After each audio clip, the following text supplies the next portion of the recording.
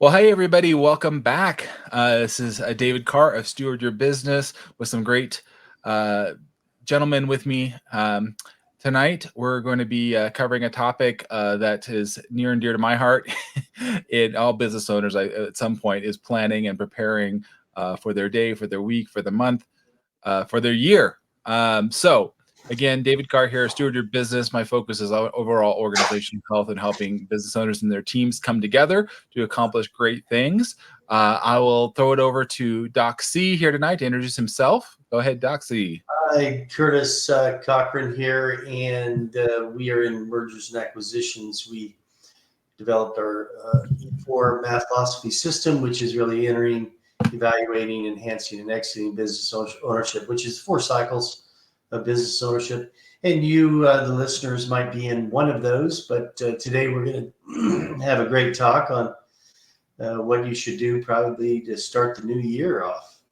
Absolutely. We lost Bill. He's having a little bit of connection problems, but we'll get Bill back here.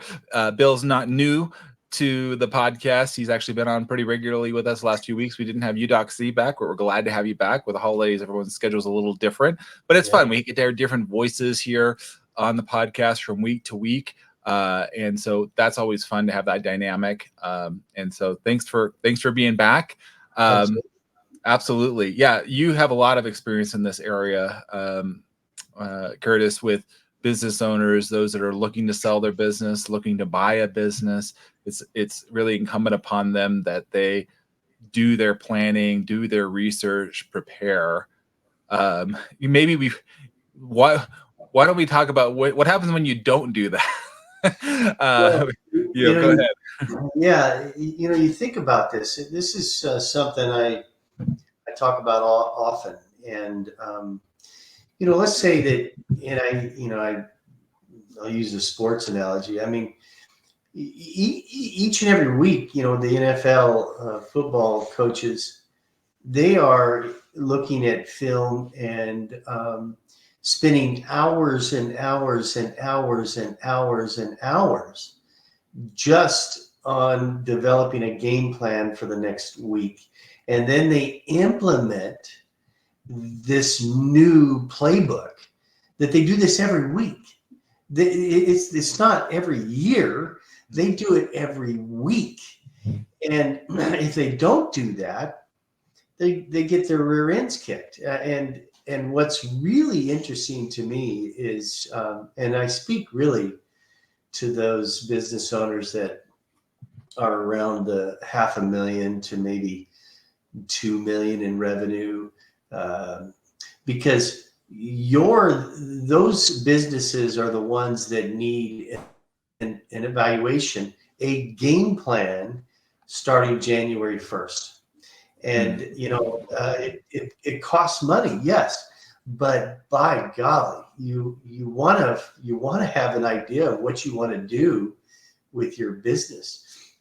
So I always encourage business owners, December 31st, get your P&L together, which of course you're getting ready for taxes. Well, it depends upon where you're at during that year, but you do an evaluation, and then that way you have a game plan as to how you want to grow your business instead of wishful thinking, because that's exactly what they do.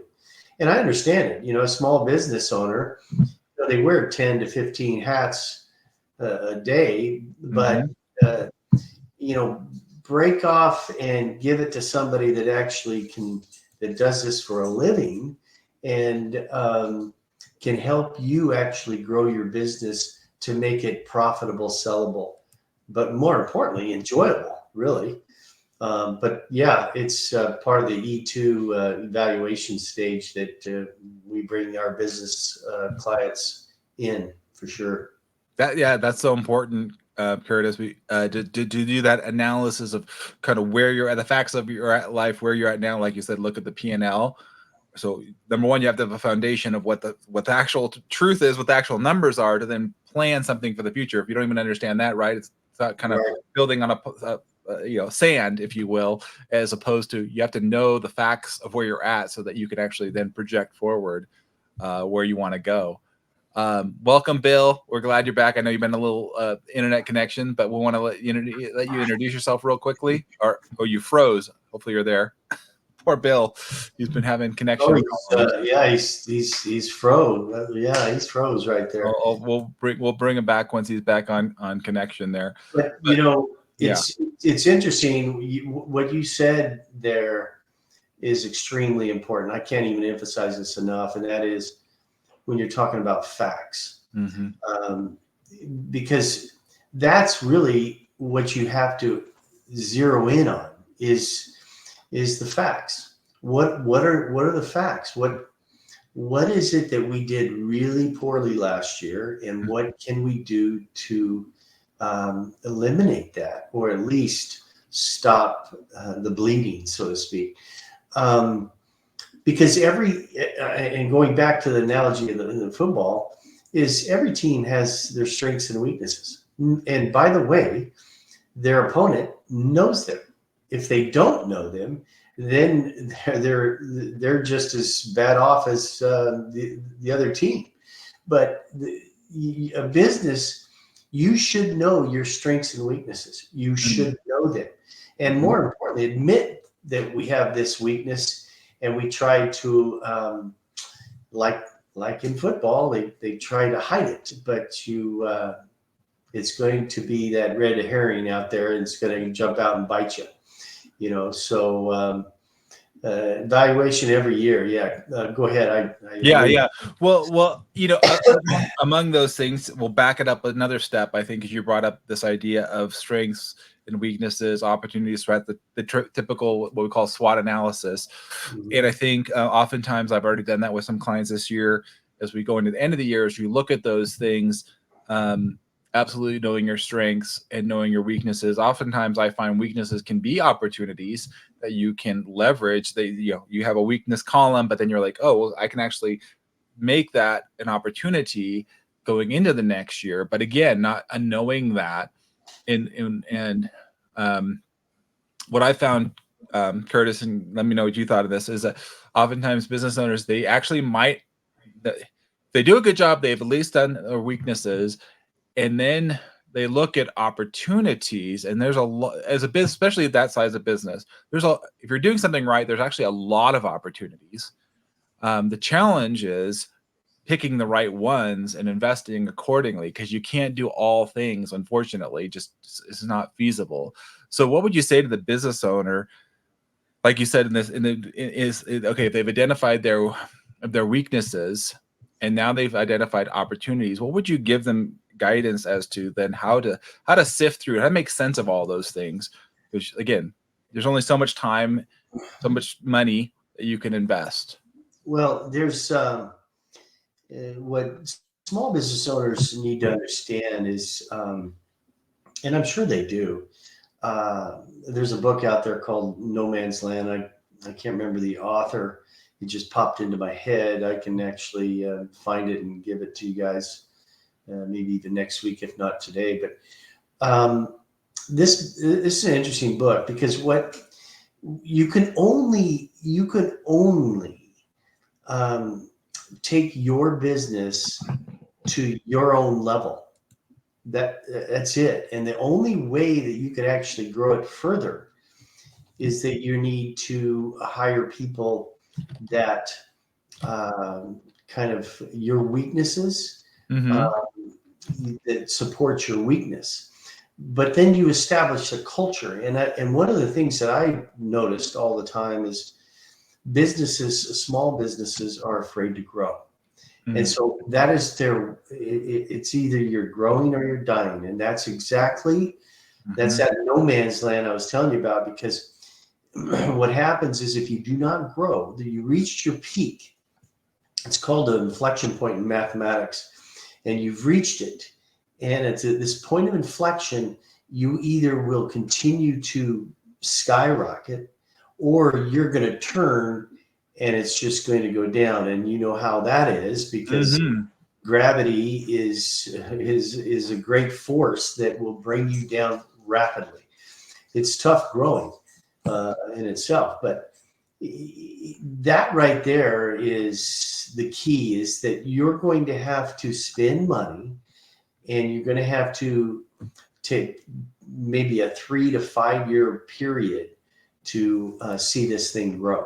And you're just going to be amazed as to what happens when you get the right people in there. Yeah. I mean, you talked about so many different things in there, Curtis. I'm going to bring us in. Unfortunately, we lost Bill. He's not going to be able to join us. I'm going to just zoom us in a little bit. There we go. You can get us in full frame. Yeah, looking at that business cycle, you're either building up or you're decreasing. And I think if you're not planning and looking at those obstacles and those challenges, and there's so many examples here, Curtis, of businesses that didn't really look at the changing landscape.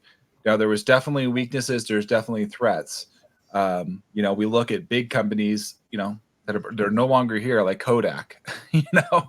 Kodak was synonymous with cameras and photography, and they couldn't pivot. They didn't look at the challenges that were coming before them, or they just kind of, like you said, even they had all the success, decades of success. Mm-hmm. And they were actually the leader at one point in the digital digital photography market, but they didn't think it was going to be really something to come like it was. Right. Or even, you look at other business models that have changed because of online shopping, for example. I mean, this year I looked, I grew up through the Black Friday sales and the craziness of what people used to do. And you go and you go to a mall today, and it's pretty sad. Look at all of that, right? Yeah. I mean, it really is. And I don't even want, and I know you mentioned, it's kind of sad, but at the same time, back in the early 1900s, the horse and buggy, nobody thought that the horse and buggy would actually disappear until this crazy guy, Ford, brought this engine along, and it's just bye horse and buggy. That's just the way business is. It's one of those things that you have to. I talk about point of inflection earlier. Mm-hmm. You have to understand your inflection points, because and you have to have proper analysis to actually see this coming, because eventually when you start on that downward path of your revenue, and employees know what's going on, your customers know what's going on, and they know that you're only surviving on a thread. And I see this happen time, and then they call me up on the phone and they say, well, can you sell my business? No, because it's not worth what you think it is, or it's not worth selling. And what I tell people all the time, that if you're in today, have an exit plan today. And you better look to exit within a 5-year period. And if you look at all the data, and Stacy, she's not on this line, but she mentioned it, I think, a couple of podcasts before, but all the data that's out there, how many times, a business will succeed or fail so many years or whatever. IRS has, certain data points too, but ultimately if you start a business today, it's going to take you 3 years to even make a profit. And that's just a rule of thumb. I don't really like to say that anyway myself, but the point I'm trying to make is that you better be ready to sell it within 5 years.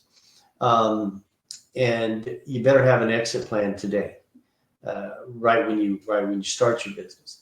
And even if you have an existing business, you better have an exit plan. You better have an evaluation done every year. I can't emphasize this enough, because I see, and I have seen, these businesses just go belly up because they don't do what they're supposed to do. So, starting January 1st, right around the corner, you should be thinking about what your company needs to focus in on for 2024, for sure.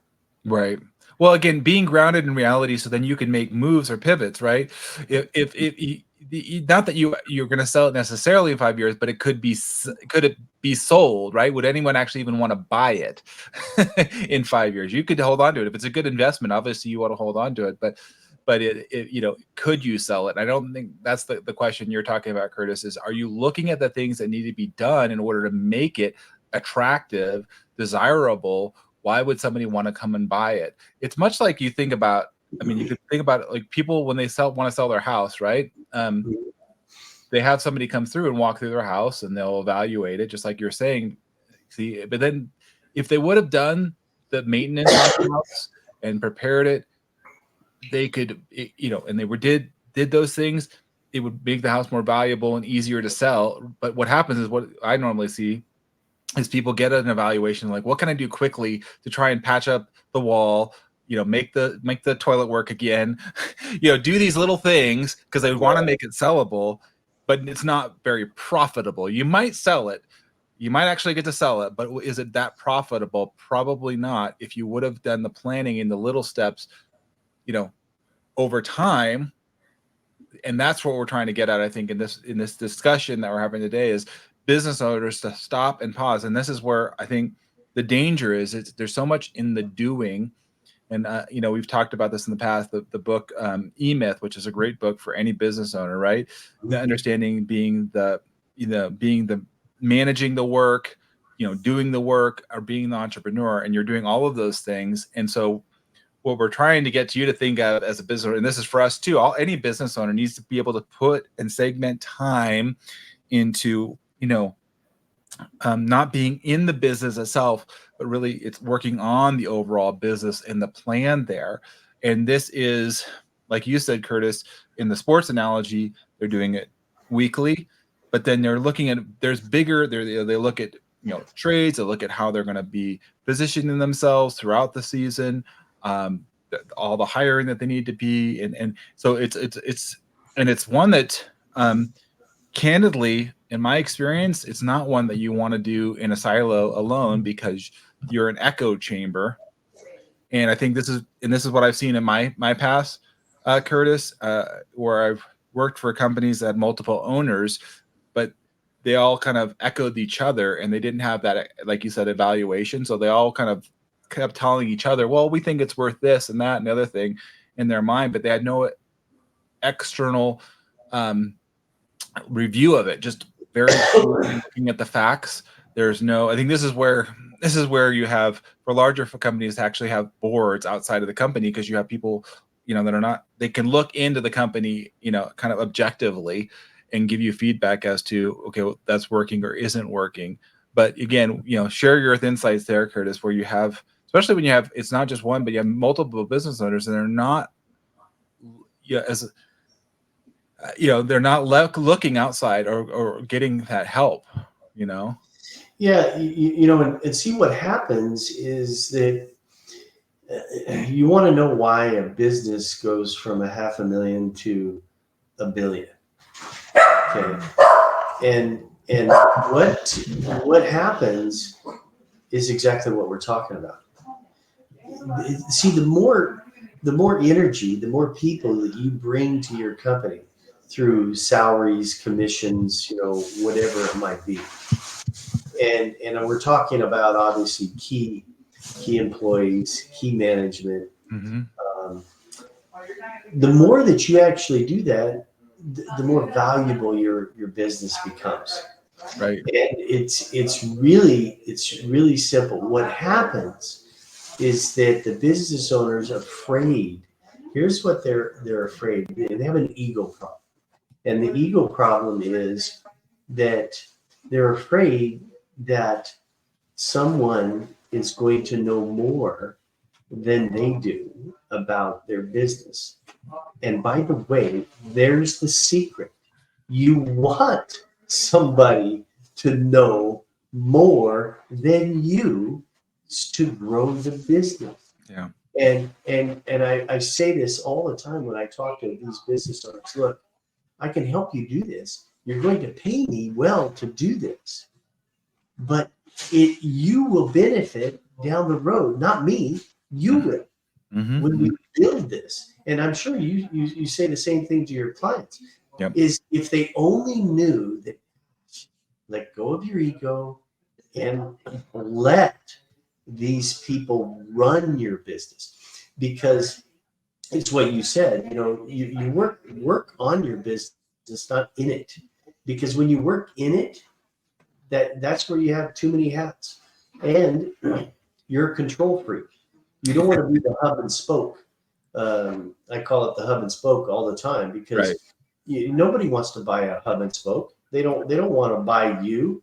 You're trying to sell the business, and that's going back to the sports analogy. Each football team, NFL team, or college team, whatever, they already have a system. The coaches have a system in place, and then they vary from that system. But they have a system based on talent that they've recruited or they drafted or whatever. And you can do the same thing in business all the time. You just have to let go and let that's what coaches, a good coach will let their team and their players flourish. They will not hold them back. Right. And that's exactly what an owner's got to do, the same thing. Well, here's a question, or just an observation I'll say, and I'll want your input. So here's something I just did recently with a business owner, which I thought was really helpful, because we're going into 2024.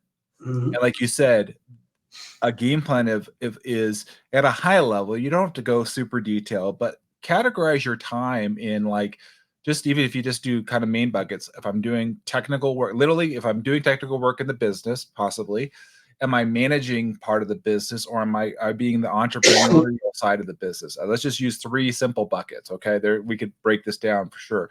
But even if you just did those 3 buckets and you just did your just figure out your time per week, per month, and just do some raw numbers, right? You would have an idea, like, how much time do I have left? The reality of this, I went with this one business owner and we looked on a typical 40-hour week, 2,080 hours in the year. We looked at vacation, we broke down some things, and we said, okay, if we did all these things, how much kind of free time or time would you have outside to do some other elements? And we broke it down a little bit more in detail. But what happened is, when we broke down these kind of categories, she saw, well, I really have about 5 or 6 hours of, like, quote unquote unallocated time every week. And so it was reality of, like, well, then how am I going to actually do some of these things? And so we started to go down an exercise of looking at those and kind of refining them. But I think you have to have a reality check, because what happens is, I love the in the book 7 Habits of Highly Effective People, and I'm Sensor, we've talked about this before, right? The things that are important get lost for the urgent and important things that come in your life, which inevitably do come. But if you know what's really important and you block your time and you plan for it, you can actually achieve those things. But reality is, if you don't, like you're saying, Curtis, you just want to show up and have wishful thinking and hoping that it's just going to come somehow magically together. It just doesn't work that way. You have to, we've talked about this too, it's the second habit in the book. You have to begin with the end in mind. What is it that you actually want to achieve? And for you, it's not even just the year, it's like 5 years out. What does that look like for you? Where do you want to be? Yeah, absolutely. And I like what you're saying there, because that's why I always say that every CEO or owner or whatever, they need a business coach. We even have at our firm, we obviously have not only the consulting part, but the coaching part. And that's two different animals. Consulting and coaching is totally different. But because you a lot of times an owner's spending so much time on part of the business that's not even making any money. And I always ask why. I'll tell you a quick little story. I had an evaluation of that manufactured bullets, for guns and so forth, and it was out of Nevada, and anyway, to make a long story short, he spent 1.5 million on a automated machine that would actually one individual could actually run it. And then he brought me in. He wanted to actually sell his business and evaluate it. And so I did. And I looked at it and I said that this machine is only producing 5% of its revenue. And so I asked him why. And he said, well, I have 35 employees and I didn't want to get rid of the employees. So I have one man doing this machine, but we're still cranking out the dollars. And I said, well, that's ridiculous. Why are you doing that? Either A, you get rid of the employees and use the machine, or get rid of the machine and use the employees. And I said, and he goes, well, I'm not going to get rid of the employees. I said, well, then here's what you do is you sell the machine, get rid of it, and then take some of that money and give your employees some bonuses and performance plans and so forth. We went from a $2.5 million company, and in 3 years it sold for 7.5. Wow. So the point that I was trying to make is that he was all excited. The owner was excited about this machine, but it wasn't doing anything for him. Mm-hmm. And by the way, that's just one little story that happens daily in businesses all the time. Right. Yeah. I mean, if you're not planning, flipping it, related to that, actually, just on the people side, because you're talking about a machine, but you're talking about the people too. I'm working with another business owner right now, for example, and helping her identify key hires that are needed in the coming year, right? Based on projections and workload. And it's challenging, and especially in today's market, to find good quality talent, messaging, preparing, planning, making sure that's communicated well. They would come in and be successful. So there's planning, and this is where you said like a good business coach comes in, because I'm asking questions and I'm getting clear about what does she need, what's her desire, what does that look like. And so we're working and planning and preparing. And I've been working with this individual for over a year, and now they're finally in this place where in the company's life cycle, like you said, Curtis, is that to be able to hire a more senior level person as this company is growing. And it makes sense now. It wouldn't have necessarily made sense a year ago, but that's because we're we're having a dialogue. We're understanding where you're at and where do you actually want to go? Where do you want to grow? Because, it's really important, especially in a small business. Every hire is important, but when you're in a small business, your one hire could make or break you potentially. As you get bigger, it's a little bit more cushioned. But when you're smaller, the one client could make a one bad employee could really turn off a client that could be a key client, for example. So it's really important that you hire. I would say slow to hire, quick to fire. Yeah. And looking at that. But again, if you don't have projections and an understanding of where you're at, looking at your budget, like you said, where you're at, Curtis, where your revenue is coming in, and then what do you need to do? Because I think I would love to get your thought on this too, Curtis, because sometimes what happens is people's revenue goes up, but their profitability goes down.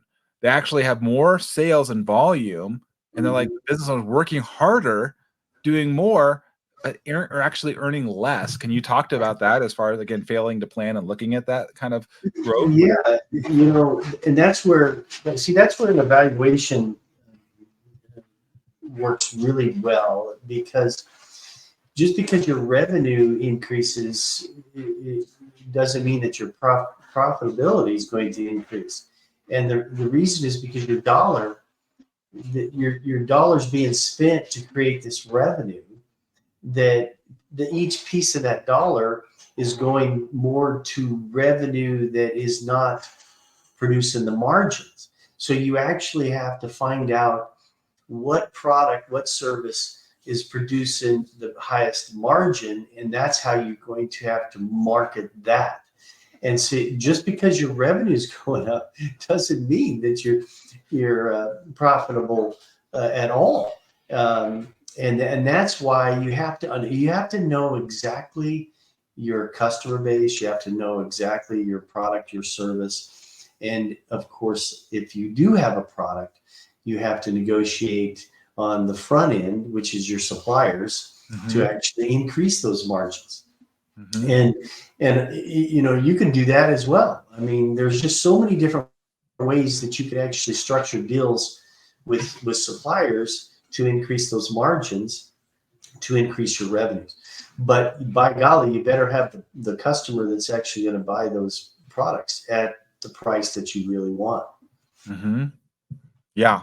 There is different strategies. I was just talking to a client about that too. Again, planning for that. So if let's just say you're expanding either your services or going into a new market sector, or going into 2024 too. So you need to look at, in my opinion, I work with a lot of environmental consulting firms, those in engineering, construction. It's often a good time of year to look at where you're at in the market and plan what I call your commercial rates, your base rates that you are going into the next year. Again, planning and preparing, because you want to make sure that your clients don't get sticker shock. That you understand, like you're telling them, hey, here's how we're planning this, how we're expanding this, how we're going to provide additional services. You need to be able to communicate your message clear to them, that they know. I don't know about you, but I've gotten some things in the mail, or like, hey, your insurance rates are going up 20% or whatever, other things of like, whoa, how am I going to prepare for this?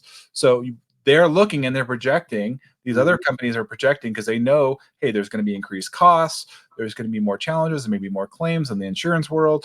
What are you facing that's going to affect your bottom line?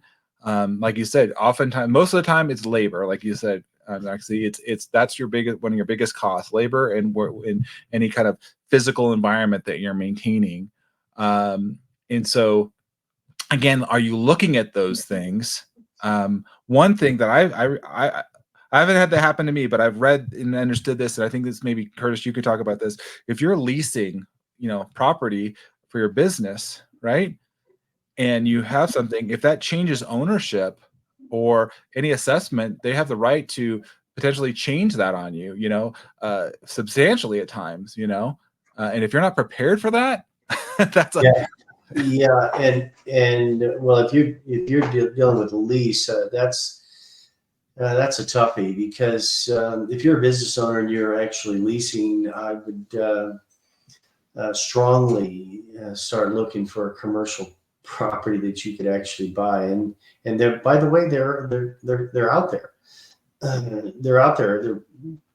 And I would advise you to actually do that. But you said it right here. I mean, there's no security at all. No matter how well you negotiate your lease, guess what? In year 5, and because you negotiated a 5-year with a 5-year option, at year 5, they decide, well, you know what, we're gonna put somebody else in there, and bye you, and that happens all the time. I see that all the time. So yeah, when it comes to a lease, I mean, if you are a business owner and you listen to this, of course, the best thing to do is to buy the real estate, some shape or form, for sure. Yeah. Again, this goes into the whole planning and preparing. So if you have, like you said, a 5-year lease, and you're in, year 4, year 3, even, you're looking ahead. You got to plan ahead for what is to come. Yeah. And be ready, and don't just, think about this. Here's another thing that's come up I found in planning and preparing for contingencies. I've worked with some business owners, Doxy, again, is looking, and they're thinking the best on unfortunately some of their clients and getting paid, but these clients have had issues or getting paid. And so now what do you do as a business owner? You're like, oh, I thought I would get paid within 30, 60, 90 days. Here, I literally had a client get paid. It was like over a year later that they had paid, on a normal cycle, and they still hadn't got paid. So what are you going to do? How are you going to plan or prepare? What's your strategies there for when the cash flow starts to dwindle?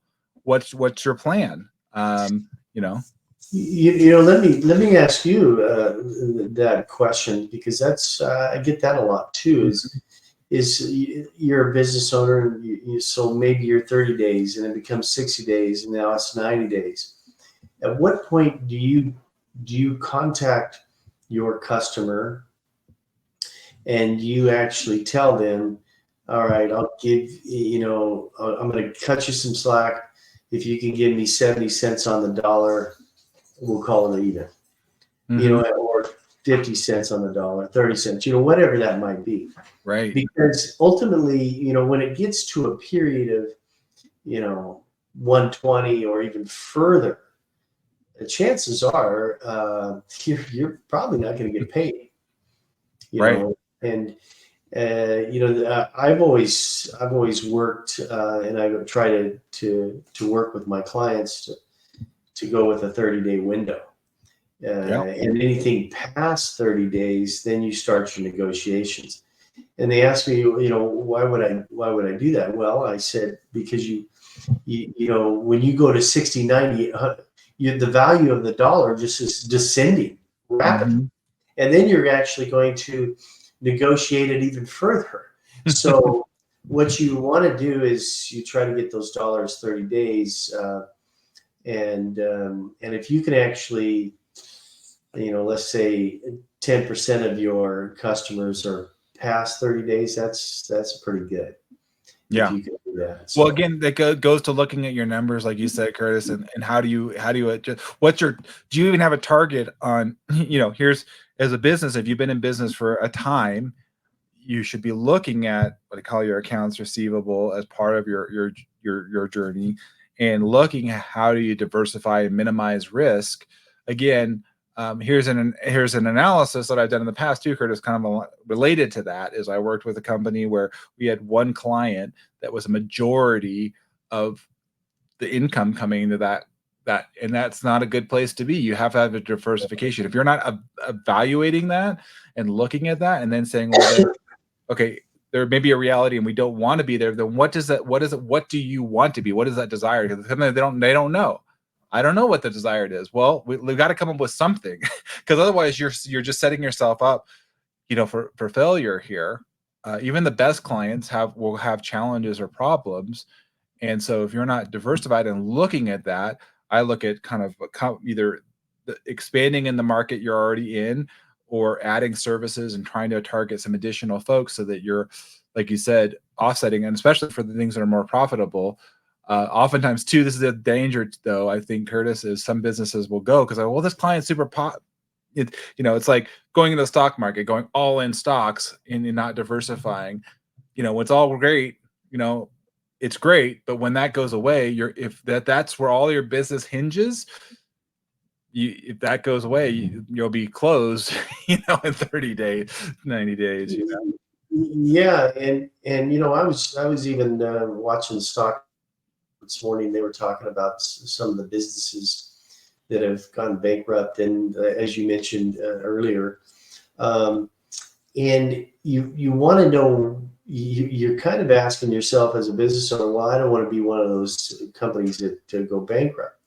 Well, that's really important to stay on top of all of your ratios, your analytics, all of those things, especially cash. Where's the cash going? And if you have any debt, a lot of people, they have their own opinions about debt. And personally, I'm kind of like an Apple guy where, you just have as much cash as you can. Don't have a lot of debt, unless of course it's mortgage on a real estate or whatever. But ultimately, what you really want to do is you find a way to speed up your cycles. Your product's out, your service is out, your cash comes in, and like I said, that 30-day window is huge, because each time that you go past that 30-day window, as I said earlier, is the value of your dollar is just dropping as well.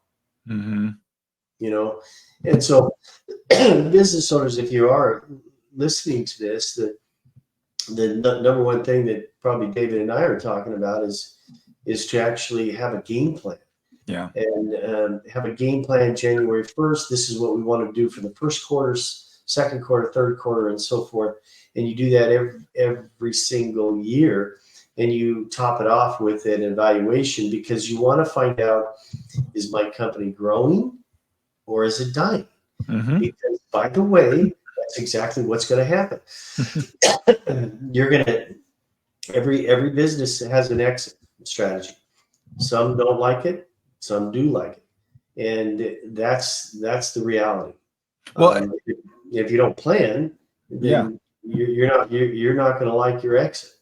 Well, and from one from one experience to that point too, Curtis, I think if depending on your business model, what you want to do, I worked for the company in which we had the ability at least to buy into the company, but we want to know if that's one of your plan, right? If you want to expand business ownership to the employees or key folks, they too need to know, is this business growing, or what am I buying into? Because if you're not clear on that, then it affects the ability to retain key people potentially. So that's such an important point. Yeah, you're right. But a lot of people don't like to hear this, but the reality is this: it's about the money. It's always about the money. I mean, we can go to our job location, and we walk in and everybody says hi, and it's, smile and all that, and the culture and all that we've talked about before. But look, if you're not making money, if you're not winning, see you later. It's just there's no other way to describe this. Is if you're not winning, guess what? The head coach, he's fired.